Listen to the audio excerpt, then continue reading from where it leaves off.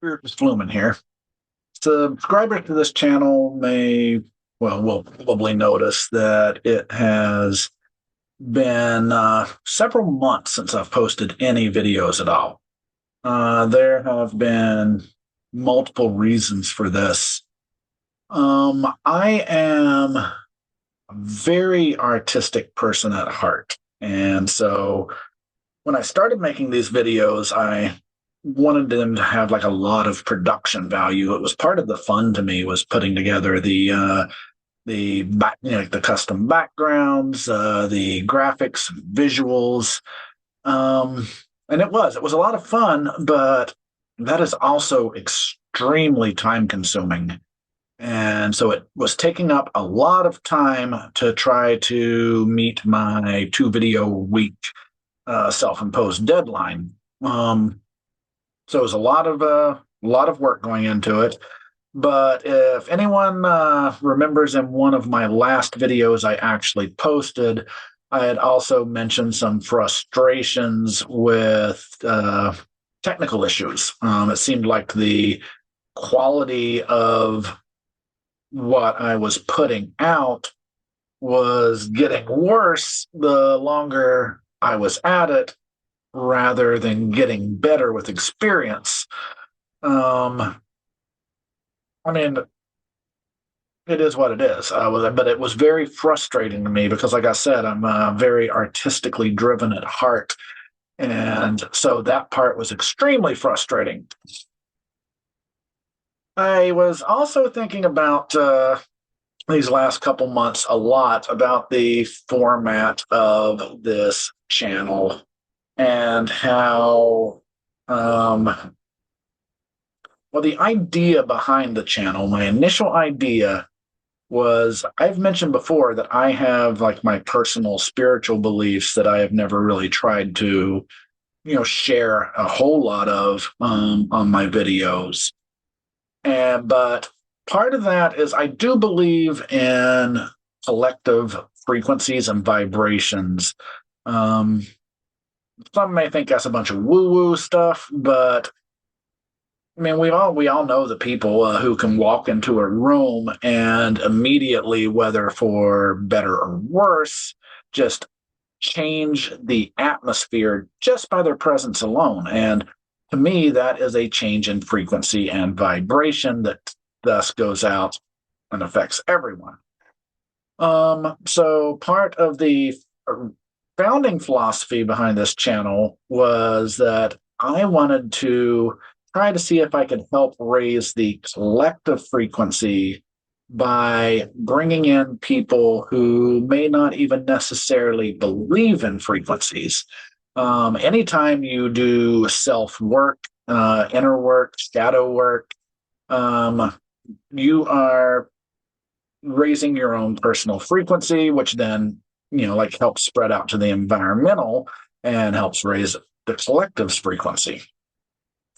And I realized that spirituality and religion, specifically, they present some stumbling blocks for people who may have had bad or traumatic experiences.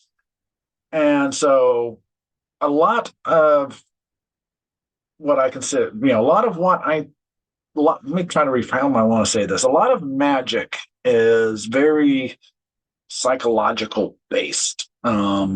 People are all the time trying to split spirituality and science into, 2 separate realms that are mutually exclusive of one another.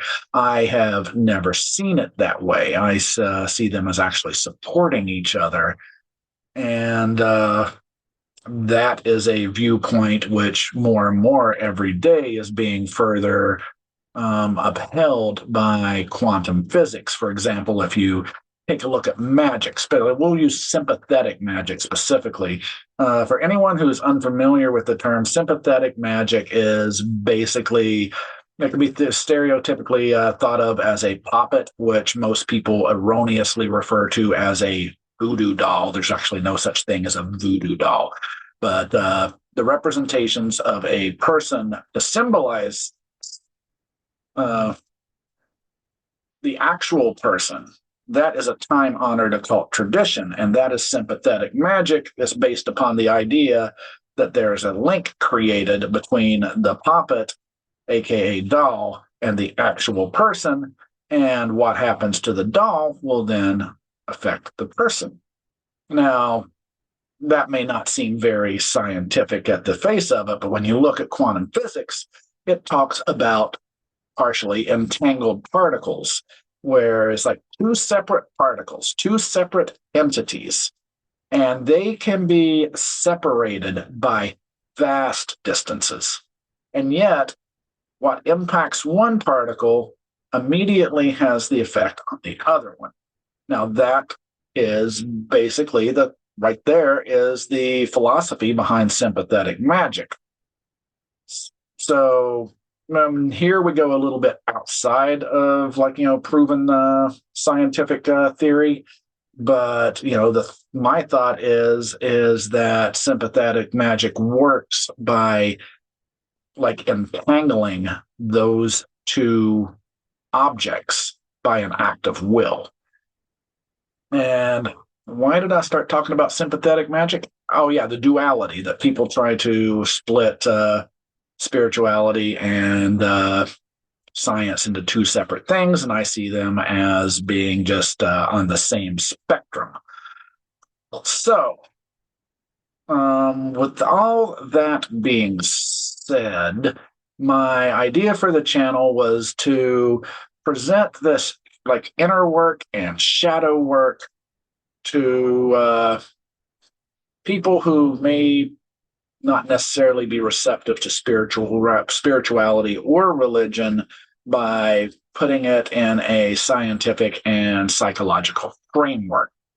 I still think it was a valid idea. However, a stink bug just landed on me, which is interesting because my wife and I have long suspected that stink bugs are monitoring spirits sent by, someone we've been having some spiritual issues with. Anyhow, I still think it was a fair enough idea. What I've come to realize, however, is that most people who are looking for some sort of inner change, who aren't religious or spiritual, probably won't seek out videos on alchemy to help foster that change. Or if they stumble across one, in a list of suggested videos, they would be more likely to select a video with your standard with your standard self-help topics, rather than one dealing with alchemy. Even though, I still maintain the videos I've done up to this point have all been grounded in psychological and scientific fact. That's just the way it is. So yeah, my thoughts were that I wanted to help raise the collective frequency by helping people who didn't necessarily believe in frequency to get there. Because you don't have to necessarily believe in it to still affect the collective. Again, though, I saw the error in my thinking on that, and so I've decided to kind of change directions on this channel. So there is a change coming to the type of content I will be providing. I'm sure I will still, include, some scientific grounded spiritual alchemy stuff, but I am also going to be going into more spiritual topics. I am a highly spiritual person, so this definitely resonates with me. I incorporate a lot of Kabbalah into my stink bug again. Into my work, a lot of Kabbalah. When I started incorporating it, it really changed my metaphysical experiences and deepened them so much. As such, I use a lot of the sacred names of God according to the Hebrew tradition. I also call upon archangels and angels and Shem angels. A lot of so the reason I'm mentioning this is that again I realize that some people have issues with Abrahamic religions. Um, I also want to make it clear that even though I will be, using these particular names of God, I'm not trying to impose my personal views upon anyone. There is a old Indian parable about these blind men who, come upon an elephant, and none of them have ever like experienced an elephant before. So they're trying to figure out what this thing is in front of them. One of them puts, his hands upon the elephant's leg and says, "Oh, it's sturdy. It's cylindrical and solid. This is a tree trunk." Another one is reaching out toward the front and touches the elephant's tusk, and it's like sharp and it's pointy. And he's like, "Are you crazy? It's not a tree trunk. This is a spear." Yet another one touches the elephant's tail and says, "You're both nuts. This is obviously a rope," and so on and so on and such.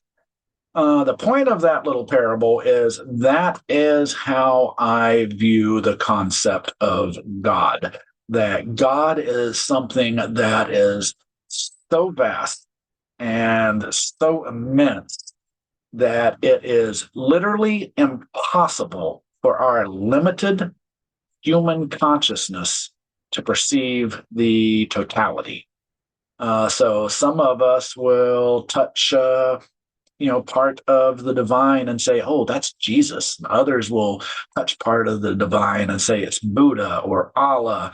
Um, you go even further. The some people will touch it and split it off and say, "Well, it's the like god of the hunt and the triple goddess of the moon."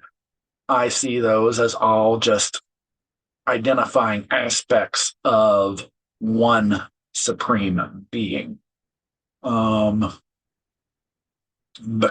of that, I will not promote like one religion more than the other, even though I will use, like the names that I use in my personal practice. I am not in any way saying, you have to be Kabbalistic. In fact, with rituals I go over, you could honestly, you could substitute any like sacred name you want. You don't have to use the Kabbalistic names that I will be using. So I just want to make that clear that I'm not trying to force anyone to become a Kabbalist or to, adopt an Abrahamic or, religion or anything along that lines. This is just the framework that I use and that I am comfortable with.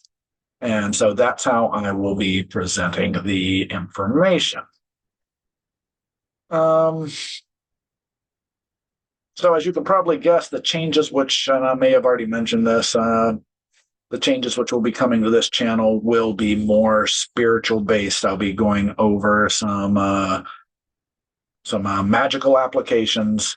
My next video I have planned after this introduction is one on white magic, and which may not necessarily in the way I see it be the same as what most people think of as white magic. Excuse me again, I got hiccups all of a sudden. But so those are the changes that are coming. If this alienates any of my current subscribers, then I apologize. I'm not trying to alienate you.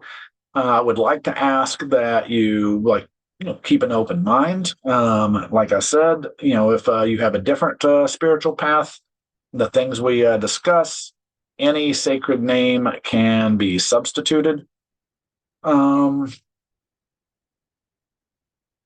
Yeah, and I think that's about it for this video. That's basically what I wanted to say, and I was probably a little long-winded to get to this point, but I did just want to make sure that people were aware that these changes would be occurring, as if otherwise it may have been a pretty seemed like a pretty abrupt transition from strictly psychological into spirituality.